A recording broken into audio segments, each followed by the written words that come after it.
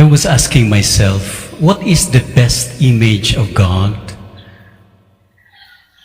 Or an image of God that will best capture the spirit of the feast we are celebrating today?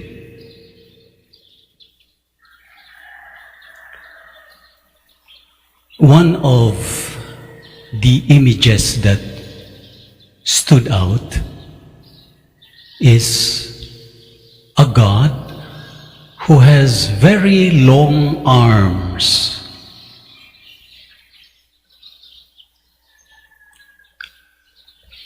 open wide, like that.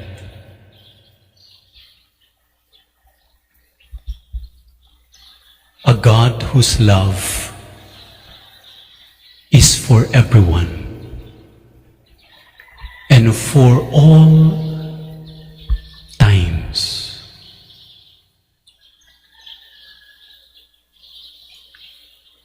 It is a love that is inclusive.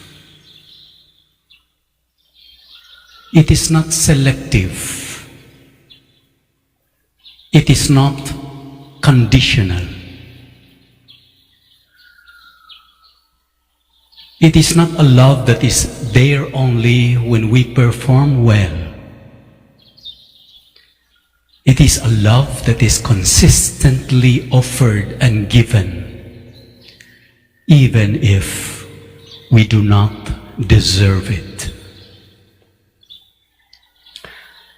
In our first reading from the book of the prophet Isaiah,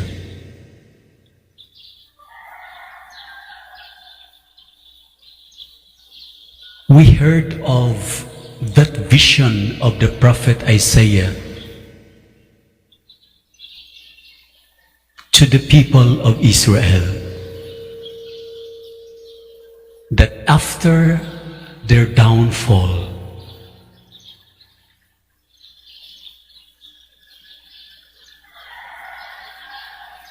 one day the glory of the Lord will shine upon them. And this glory that will shine upon them will be their source of hope.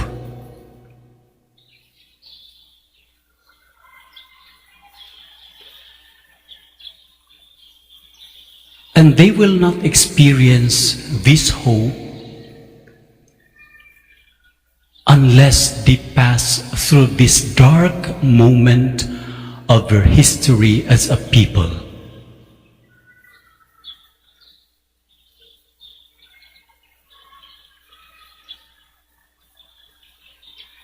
So when Israel will recognize this light of Jesus, of God, shining upon them, it is not a denial of the darkness that surrounds them. As a matter of fact, they will experience the brightness of this light as they pass through this dark moment in their history. It is in being in touch with the dark side of our history, of ourselves, of our lives, that we will be able to appreciate more deeply the glory that shines before us. And Israel was made to believe that their miseries will come to an end upon the arrival of this light. And the responsorial psalm has also presented a certain vision of a leader, a king who will sustain this light to shine brightly. And there are two descriptions of this king. This king should live in justice and in prudence. He cannot be an agent of light as a leader, as a king, if he will be corrupt, if he will not be just. He can be an agent of this light to shine brightly if he will be prudent in his judgments, in his decisions, to be able to arrive at wise decisions when he is caught up in dilemmas. And wise decision is measured when it promotes the common good.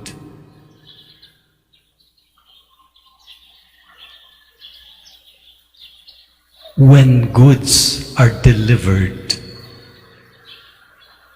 for all,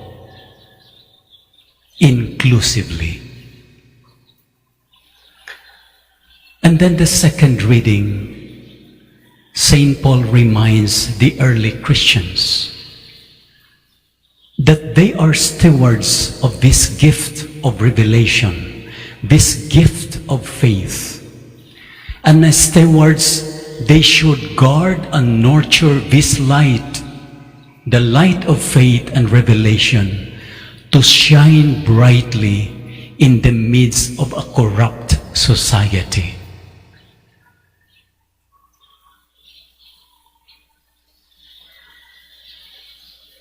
They are called to be stewards of the faith. The Gospel talks about the three magi coming from the different corners of the world.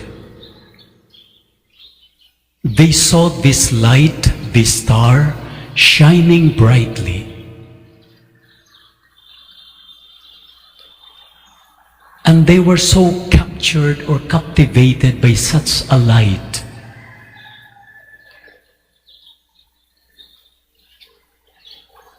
and no matter how far their distances are, they were able to travel together, guided by this star, to discover the light of the world. It is the light of Christ that draws us together.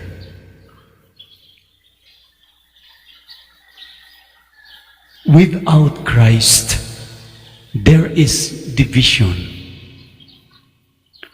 We look at our families.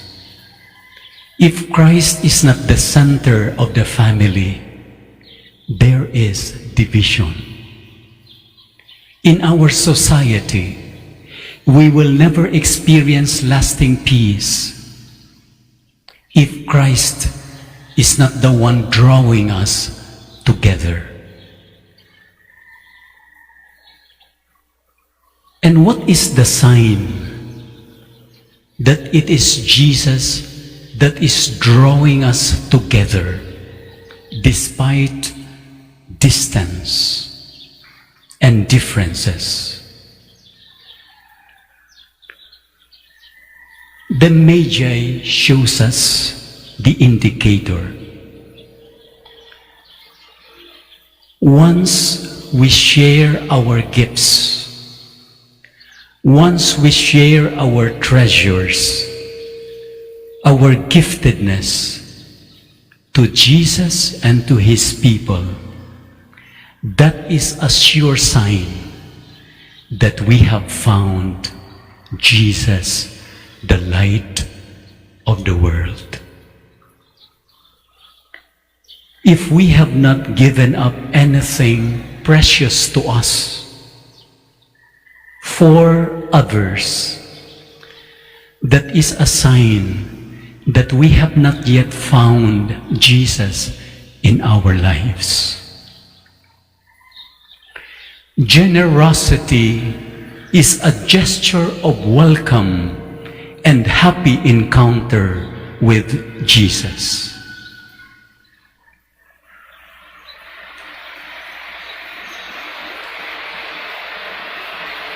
And it is a kind of giving that does not lead us to bankruptcy. It is a kind of giving that after we give something to others, especially the needy, we feel so enriched and fulfilled. We don't feel bankrupt. We feel so blessed. We feel there is always extra. There is always enough for us.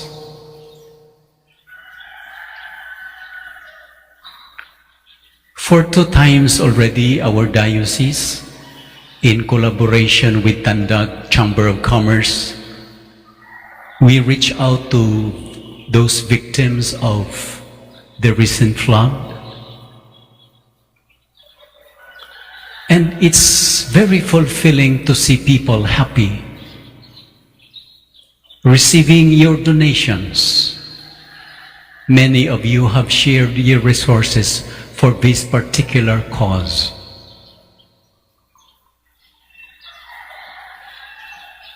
And when we distributed those gifts, those donations, those goods, we did not ask whether they are Catholics or not. No. Pope Francis, in his recent social encyclical, reminded us that we are all brothers and sisters. We share the same humanity. And because of that, we are all brothers and sisters. What affects one affects everyone else.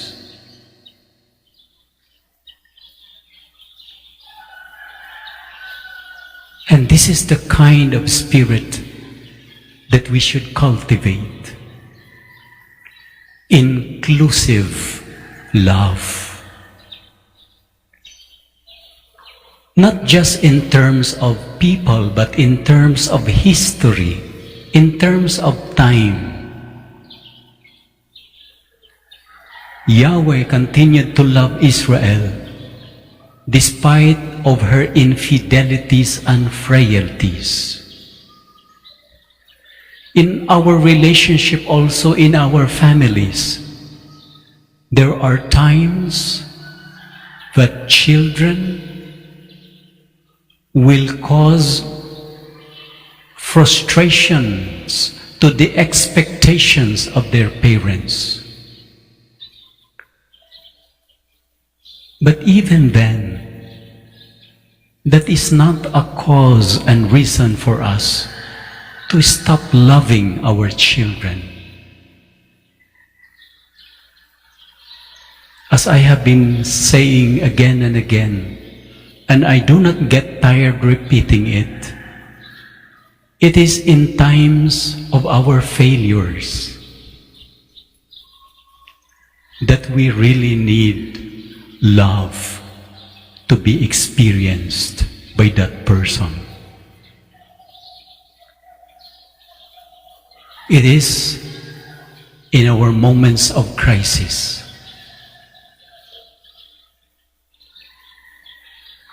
that love should be offered freely.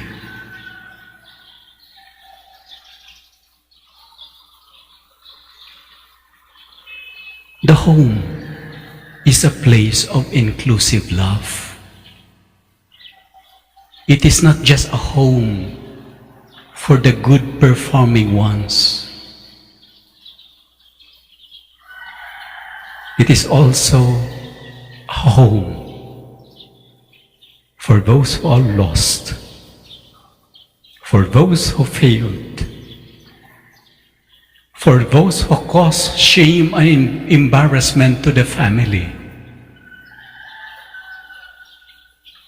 Our professions should also radiate that inclusive love for others.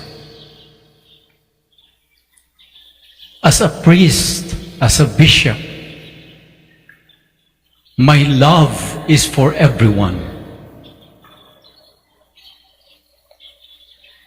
My concern is for everyone, especially for those people who are deprived of the goods of society.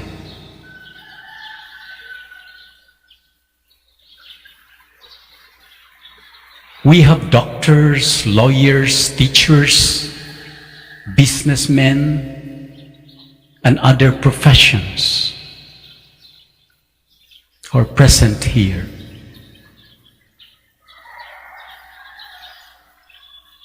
Being a lawyer is an opportunity to be inclusive. I do not choose my clients, or I even give preferential option to those clients who cannot pay. But victims of injustices. My being a doctor opens me to an inclusive love. I take good care of patients, whether they can pay or not. Whether they are good or bad, whether they are my enemies, I will take good care of them.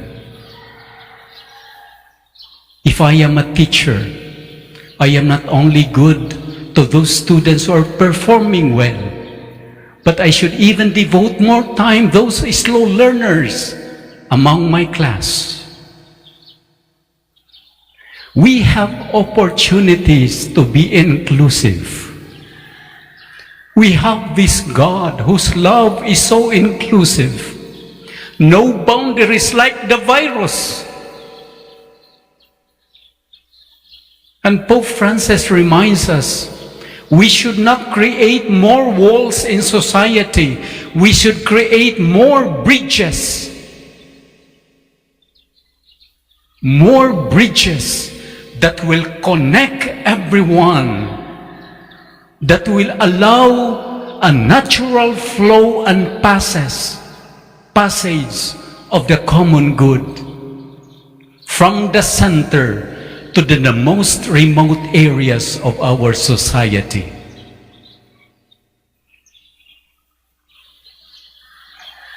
This is the message of the Epiphany,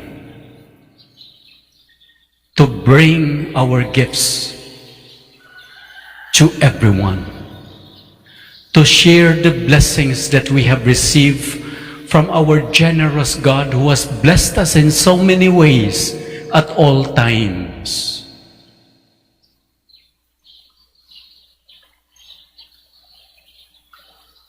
The sure sign that we have discovered and found Jesus is when we open our gifts and hand it over to the poor,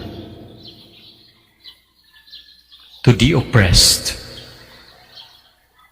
to those people who have no equal opportunities with the rest of the world. Saint Padre Poveda once said, and I have said this before, you do not have to be rich in order to give.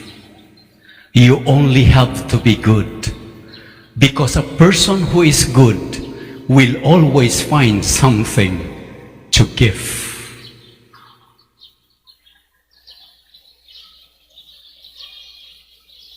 May God bless our hearts.